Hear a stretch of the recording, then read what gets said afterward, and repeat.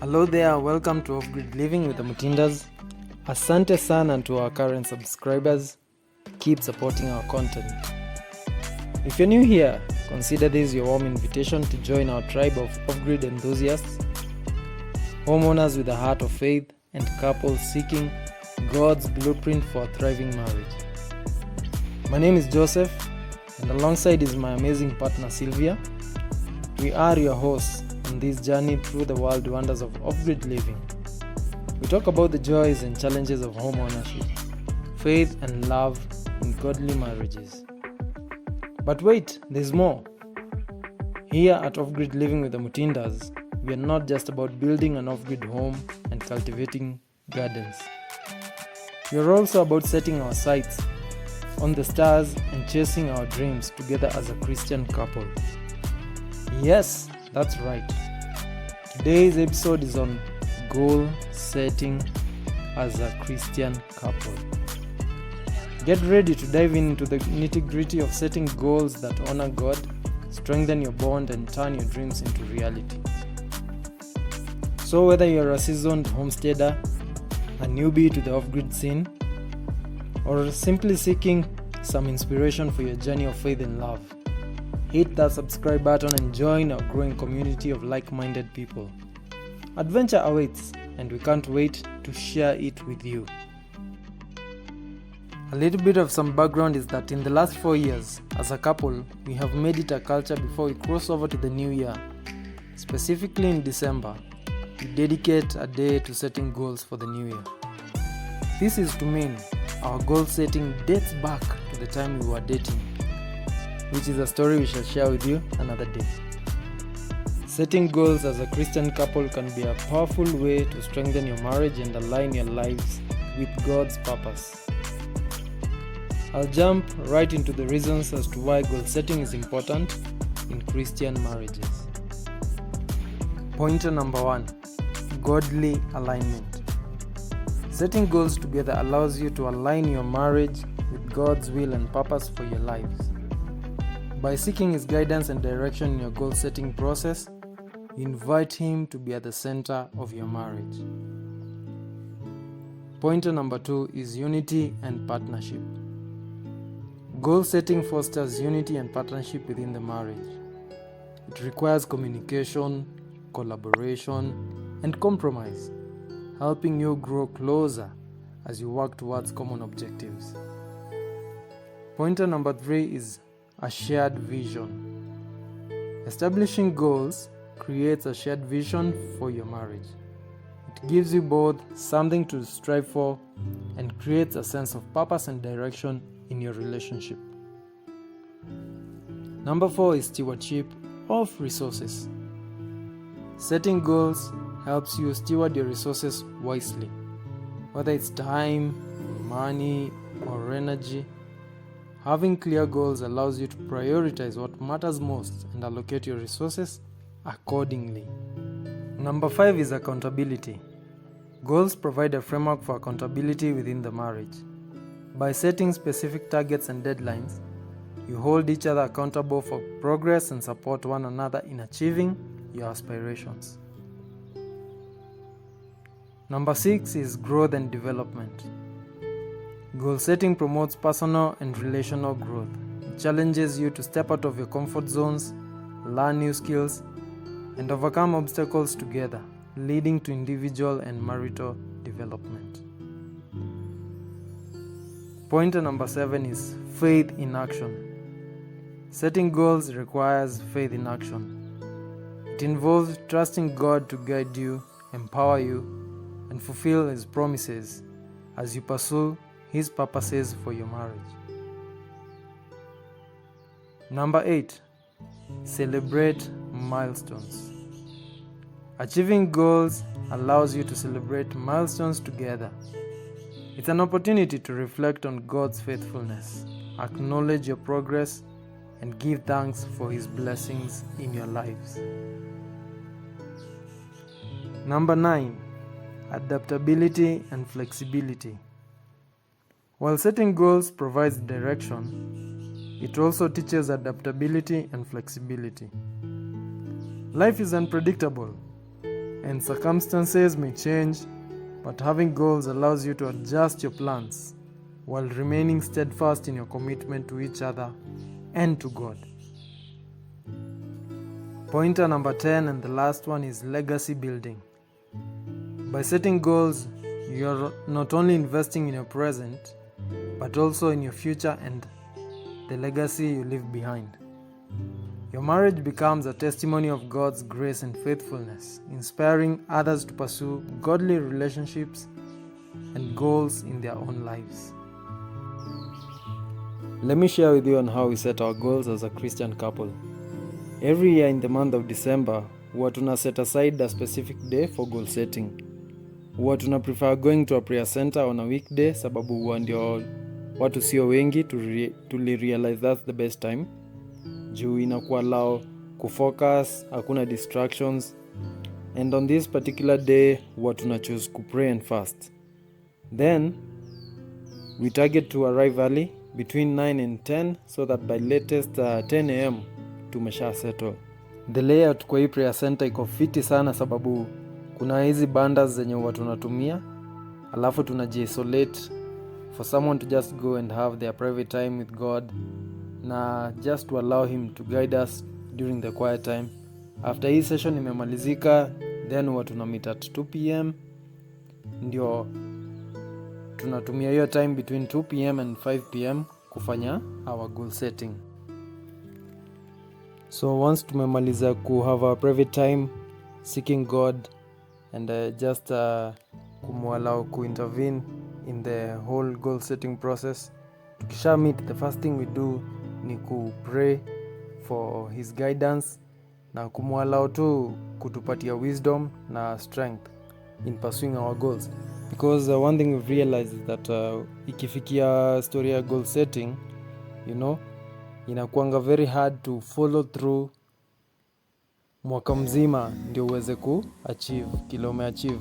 Some people drop this along the way, but it is very important to unaomba tu, unaambia God manze kuwa na sisi hata tukiset hizi goals na tuweze kuzipursue all through. So the other thing we do is before we even set any goals, we begin by reviewing how the year was. In our notebooks, we have a highlight of every month, what stood out for us in our areas of focus. And this may be different from one couple to the other. For us, it is spiritual growth, communication, finances, family, career, and health. So when we are reflecting on the past year, we look at what were the 3 big successes achieved. Now for us, what stood out for us is the big successes is one was building. Tulikuwa tumepurpose tunataka kubuild our house na to move in by August, na God alitubless tuka achieve hiyo goal yetu even before time sababu tulibuild na tuka move in by April. The other big success was consistent workflow. God amekuwa very present and ametupatia consistent workflow sababu in our work environment huwa tumekuwa tunaweza pata kuna hiyo flow ya majob. Na the third big success was ku-clear loan. Tulikuwa na loan ya 18 months, na when we were crossing over to this year, this was one thing that we were able to clear, na it was such an achievement for us. And looking back, we really thank God because every month God to bless in such a way that we were able to offset his loan, his particular loan at this particular time. The next thing we do is to write down our goals. The practice of writing down our goals helps us to solidify commitment and increase accountability. Documenting goals fosters clarity, focus, and alignment between us. I remember the first episode we did about why we moved from a gated community to Kichakani. We emphasized on the importance of having a notebook. Na place tumefika in our marriage is because we wrote down the goals that we wanted to achieve. And whenever you write down a goal, you are able now to foster that clarity, to have the focus to achieve this particular goal. Let me remind you that we had also mentioned that our theme is Habakkuk 2:2. And Habakkuk 2:2 says, "And the Lord answered me, write the vision, make it plain on tablets, so he may run who reads it. For still the vision awaits its appointed time. It hastens to the end. It will not lie. If it seems slow, wait for it. It will surely come. It will not delay."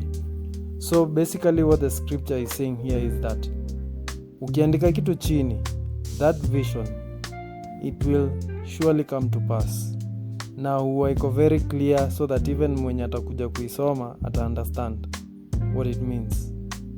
So make it a point to write down, get a notebook, and I can tell you for sure uta look back and uta realize I wrote this down and I managed to achieve this.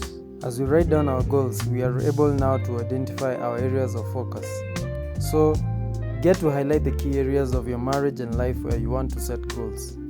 Ours include spiritual growth, family, kuna finances, kuna communication, kuna career, na pia kuna health. It depends on what you want to pursue as a couple. It varies from one couple to another. So within these areas, we consider both individual and shared aspirations. And I'll give you an example is when it comes to my family, that is the Mutindas, we value spending time together. We have purposed to have weekly date nights, and this helps in the communication bit. On Friday evenings, we have blocked the day to ourselves. This helps us to evaluate our marriage and we become better in communication, handling conflicts, and enhanced teamwork, among many others. When setting our goals, we make sure that our goals are specific and measurable. And at the same time, we make sure that they are attainable and relevant. And by this, we try our best to schedule our week, our month, and year accordingly by looking at things like what tuna try to simplify. Vitu kama birthdays, anniversaries, holidays, kuna pia appointments. Hii ni meet up ya boys na girls, especially kama mimi wanataka ni meet up na maboys wangu. Pia my wife, there are those moments that she wants to meet up with the girls. We try as much as we can. Pia tuna schedule road trip for purposes of traveling here and there. Kuna self-care, especially for my wife, pedicure, stories za manicure. Na pia self-care, pia kuna alone time. It's very important, and I would encourage for spouses and couples to have their alone time. Just go and be alone and just refresh. But of course, in a healthy way, A good example is that be it short term or long term, on our anniversaries we normally want to get away for a mini vacay 2 or 3 days. So what do? We scout early where we would like to go and identify the location. Tuna get budget na tunaanza kusave on a monthly basis with a deadline, upon which we manage to book early for the anniversary and for reservation purposes. Nilikuwa nimemention story ya deadline, so it's very important to establish a time frame. Set deadlines or timelines for achieving your goals. Usiache goal yako ikuwe just iko tu hapo and ile time ita happen. No. Try as much as you can to have a time frame. Time-bound goals create a sense of urgency and help prioritize actions and resources effectively. Time-bound goals prevent procrastination and encourage consistent effort and progress. A good example is when we put it down that we are building our house. We gave ourselves end of January to tender in the notice to vacate, since we needed at least 2 months notice to move. We expected to build between February and March, and tukaandika chini tukasema by 1st of April we should be in our house, whether complete or incomplete. Na God alitu bless. Tulijenga, the house was not complete, it is still incomplete, but on 1st of April tulinukisha sembe kwa hiyo hao. Now we thank God because it happened. The other bit is we develop action plans. Break down goals into actionable steps or tasks. Discuss and plan specific actions, responsibilities, and timelines to achieve each goal. For example, this year we are challenging ourselves to adopt a healthy lifestyle and focus on improving on our health. Hii ni ile area of focus yetu moja ni health, and this includes eating healthy, and one thing we are committed to eliminate is carbonated easy soft drinks. Na so far so good. Initially tulikuwa tunaenda kubuy vitu shopping na somehow tunabuy hizo soft drinks, soda hapa na pale unaiweka kwa nyumba, but it is not healthy. So additionally we are currently working out, na kuna a fitness program that we are doing, na I can tell you for sure it's not easy. Mi kwanza nasikia already nataka kuondokea, imekuwa noma sana. It requires a high level of discipline. So hiyo action plan lazima ufollow through, umake sure kila day ama 3 days in a week hiyo workout lazima imefanyika, So I am on a home workout program that I am doing 4 days in a week. Manze, imeniemesha lakini lazima ni push through. On our goal setting process, we try as much as we can to leave room for being flexible. There's a need to remain flexible and adaptable as circumstances change. Having regular review and adjustment of goals ensures the relevance and effectiveness over time. For us, we review our goals on a quarterly basis, but hata ile time yenye huwa tuna have our dates, na pia during our devotion times kuna moments tu tutajipata tumefanya a review on a certain focus area. A good example is in 2022 on matters finances na investment. Manze tulikuwa tumepurpose kuinvest in land huko Malindi. Wanasemanga buroti maguta. Tulikuwa ready mbaya. Tushaenda tukapiga lap, tukafika Malindi, tukaona land na ikatubamba sana. Na pia tulikuwa ready hata kuinvest. But I can tell you, before our goal setting day, tulikuwa tumeenda on separate days to a prayer center. Mimi nikaenda day yangu, then my wife akaenda siku yake peke yake. To seek God, generally pertaining our marriage. Na this was a very pertinent issue, especially when it was about investment.